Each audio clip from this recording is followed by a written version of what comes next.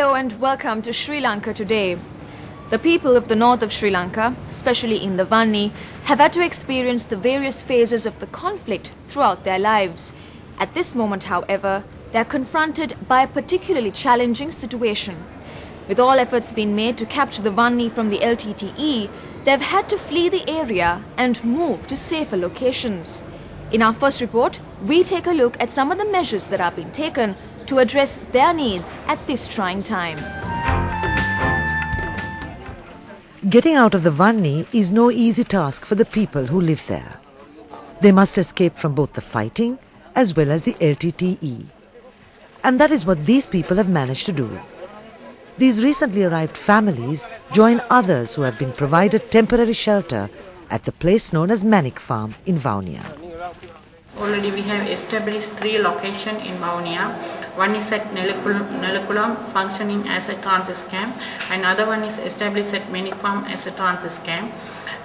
From this transit camp, already we have settled 202 families consisting 679 members in the Manik Farm temporary settling camp.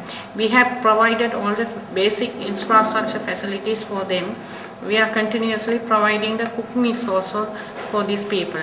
In addition to this, we have taken some action steps to continue their studies in the schools, and the process is going on to send the university students back to their universities.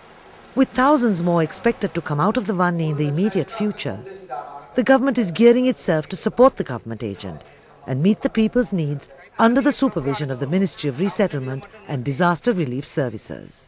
தேவையான ஏனைய படிப்பு, சுகாதாரம், மின்சாரம், இன்னும் உங்களுக்கு பொழுதுபோக்கு விடயங்களை கண்காணிப்பது போன்ற பல வகையான வேலை திட்டங்களை இந்த மக்களுக்கு சரியாக செய்து கொடுக்குமாறு மாண்புமிகு ஜனாதிபதி மஹிந்த ராஜபக்ஷ அவர்கள் இந்த அமைச்சுக்கு பொறுப்பான இந்த வேலை திட்டத்துக்கு பொறுப்பான அமைச்சர் என்ற வகையிலே என்னிடம் பொறுப்பு சொல்லியிருக்கிறார்கள். The government has also introduced a bus service up to the town of Nedunkani in the Wanni for people who come to Vaunia and other towns for medical consultations or administrative requirements. Many residents of the Wanni are otherwise unable to access these services due to a lack of transportation. There are ambulances which have been given, there are transport facilities which have been given, and we will continue to show that commitment. They can come and seek medical treatment if they want to stay in Vaunia. That's up to them. That's a choice that an adult can make. But in this instance, all of them wanted to go back because they had their kith and kin. And you also have to remember that although the people go back, we know it's not entirely voluntary. Before they are allowed out, they have to guarantee they will return, and family members, as the Secretary said, are held hostage. So these poor people come, they are treated, they're not allowed to stay. So I think these are the realities that we need to recognize. This is a war-weary community of people who have taken huge risks to flee from the LTTE. Now they must live the life of the displaced and with restricted freedom of movement, because there's always the possibility that the LTTE will infiltrate the south in the guise of civilians. The government, however, has reiterated its concern for the well-being of the Wanni residents and is confident that it is taking action to address their needs.